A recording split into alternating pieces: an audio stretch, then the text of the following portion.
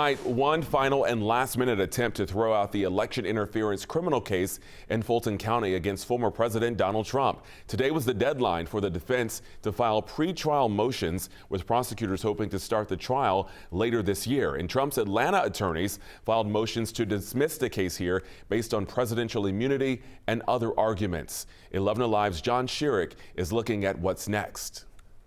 President Trump arguing in new motions in Fulton County Superior Court that under the law he should not be prosecuted at all, that he is immune from prosecution for trying to reverse his loss in 2020 to President Joe Biden. The court in Washington has already rejected that argument. Georgia State University law professor Clark Cunningham says Trump's claim of presidential immunity has already been rejected in the pending federal case against him in Washington, although that ruling will go before the federal appeals court there on Tuesday. Trump also arguing that the case in Fulton County subjects him to double jeopardy because the U.S. Senate already acquitted him in the impeachment case that was based on the same set of accusations. And Trump is arguing that his rights to due process were violated in Fulton County because he was not notified in advance that challenging the 2020 election could be criminal. Professor Cunningham says he would not be surprised if Fulton County Judge Scott McAfee quickly rejects all of Trump's claims and sets a trial date with perhaps only Trump and a few other of the major defendants going on trial in Fulton County first. And just go to trial with them.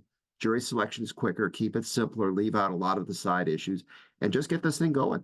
I think that would be in everybody's interest. Georgia actually could be the first place to get a trial going. Although Cunningham says it's possible Judge McAfee may want to wait to see if the U.S. Supreme Court rules on similar Trump motions in the Washington case before making his rulings in the Fulton County case. In Atlanta, John Schierick, 11 Alive News.